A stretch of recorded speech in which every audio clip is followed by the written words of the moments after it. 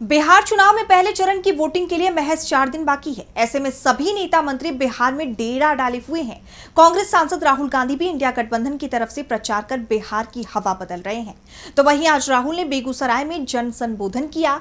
इस दौरान वो एनडीए पर जमकर गरजे और उसके खिलाफ मोर्चा भी खोल दिया है। तो क्या कुछ बोले राहुल गांधी इस दौरान, जानेंगे इस रिपोर्ट में। बिहार चुनाव में पहले चरण के मतदान के लिए प्रचार प्रसार अंतिम पड़ाव पर पहुंच गया है। इस कड़ी में कांग्रेस सांसद राहुल गांधी महागठबंधन के लिए प्रचार करने पहुंचे। बेगूसराय में जन संबोधन के दौरान उन्होंने महागठबंधन की जीत का दावा तो किया ही, साथ ही एनडीए पर पलटवार करते हुए भी नजर आए। उनका कहना है कि महागठबंधन की सरकार पिछड़े, अल्पसंख्यक और आम जनता की सरकार होगी। उन्होंने शाह की फैक्ट्री वाले बयान का पलटवार करते हुए कहा कि बीजेपी के पास आपको रोजगार देने के लिए जमीन नहीं है, लेकिन अपने दोस्तों को कौड़ी के भाव में जमीन देने के लिए है। वो यही नहीं रुके, उन्होंने मोदी के रील वाले बयान पर भी जमकर निशाना साधा और कहा, नरेंद्र मोदी रील बनाने को क्यों कहते हैं? क्योंकि वो नहीं चाहते कि युवाओं को समझ आए कि अडानी के साथ उनकी पार्टनरशिप है। जिस दिन युवाओं को ये बात समझ आ गई, उस दिन नरेंद्र मोदी और अडानी की दुकान बंद हो जाएगी। इंस्टाग्राम और फेसबुक पर रील बनाने के लिए इसीलिए कहा जाता है क्योंकि असल मुद्दों से आपका ध्यान भटकाया जाए।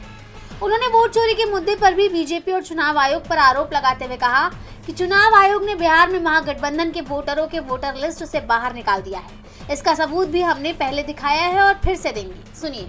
हमने महाराष्ट्र में देखा, कर्नाटक में देखा, हरियाणा में देखा, मध्य प्रदेश में देखा कि बीजेपी ने और आरएसएस ने मिलकर चुनाव चोरी किए हैं।